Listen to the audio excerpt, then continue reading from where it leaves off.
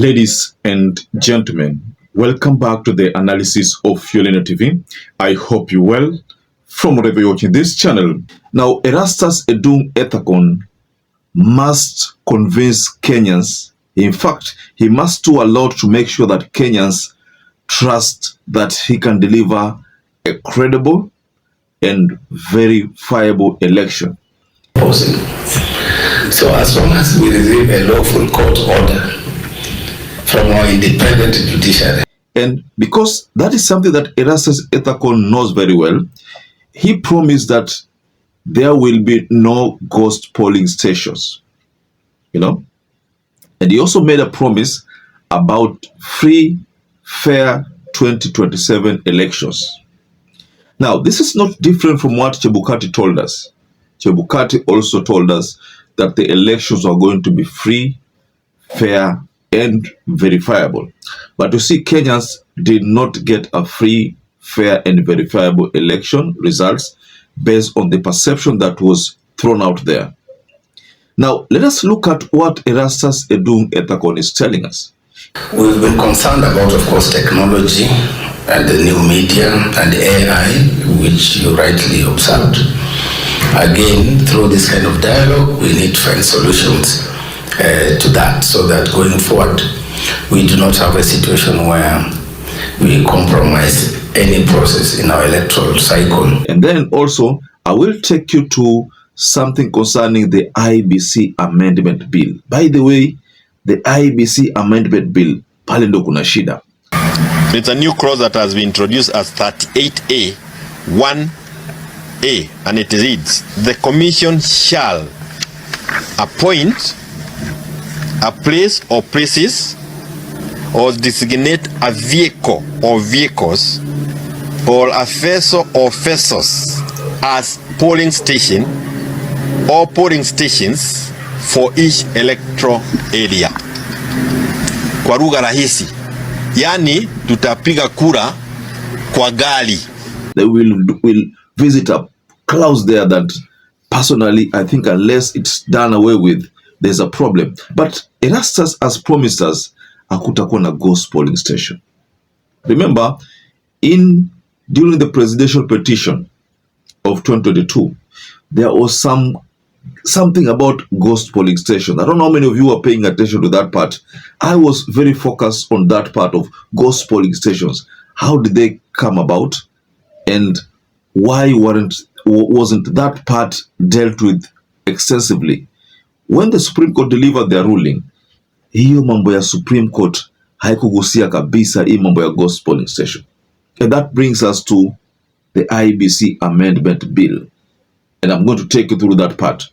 Now, before we explore this statement from Erastus Edung Ethacon, ladies and gentlemen, kindly take this opportunity, like this video, subscribe to our channel if you had not subscribed before, and to our existing subscribers, thank you so much for your support.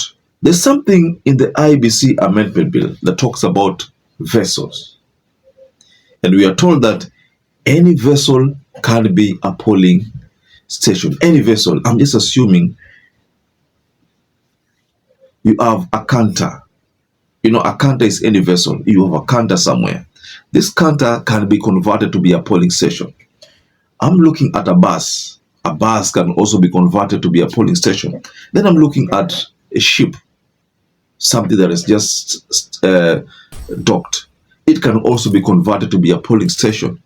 So any moving vessel can be converted to a polling station.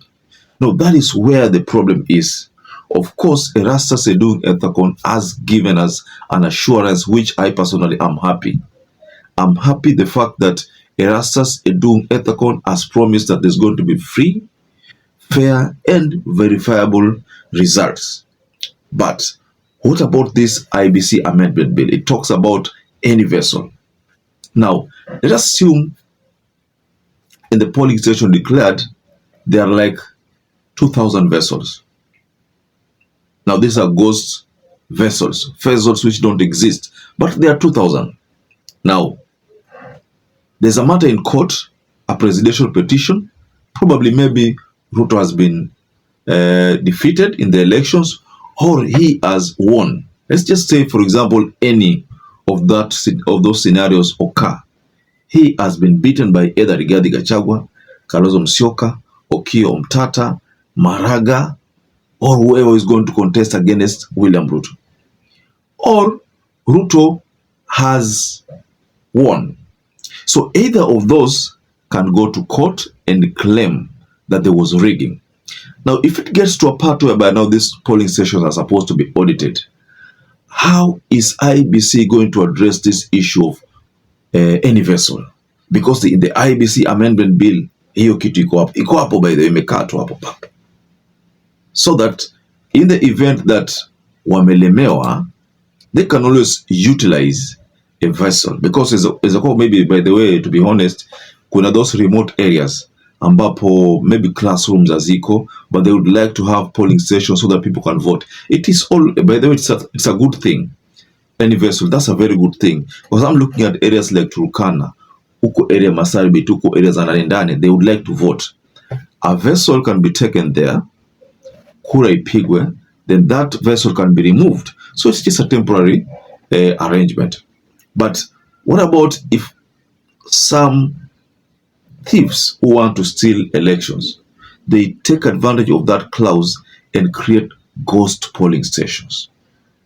Despite the fact that our dear chair of IEBC has given an assurance on the ghost polling station that there will be no more ghost polling station, but how is he going to address the issue of vessels? Because that is where now there's a loophole. And allow me to take you through a statement he made. This is what he said about the ghost polling stations. He said, going forward to 2027, I personally don't think they will be stealing of votes. It is almost impossible, and the possibility of impossibility. But if there are loopholes, point them out to us so that we can seal those loopholes. There will be no ghost polling stations. So that's what Erastus Edung Ethakon said, no ghost polling stations. But what about, Mr. Chairman, what about the vessels? This IEBC amendment bill. If the courts are to do audit, and you are told that 10,000 or 1,000 polling stations were from those vessels, how are they going to be audited? That would mean magari ataletwa magari 10,000. Go and audit magari 10,000. You see, with the classroom, you can always tell classroom ile, classroom ile, classroom ile. But with the vessel, hapo ndio naona kuna loophole. Nafikiri kama Erastus Edung Ethakon anataka loophole, basi loophole ni hiyo. Ghost polling station can come as a result of vessels being used in the election, if at all they decide to abide by the IEBC amendment bill. So, ladies and gentlemen, just go below on the comment section and tell us what you think about this statement that has been jointly delivered by Erastus Edung Ethakon, Marjan. Someone was talking about Marjan, akisema kwamba the fact that Marjan has been retained, hiyo tayari ni loophole. I mean, honestly speaking, that is already a loophole. That is according to what another person said. The fact that Marjan has been retained. I don't know. I can't really say that it's a loophole or not a loophole, but because Erastus Edung Ethakon is talking about, is asking people to share. Someone was talking about Marjan. That ile team kama ingeenda ilikuwa fa Marjan pia aende. Do you agree with that part? Just go below in the comment section and you can just offer your reaction on that part. So perhaps if you're watching this video and you've not subscribed, take 1 second and subscribe, like this video. Until you catch up again, stay safe and stay blessed.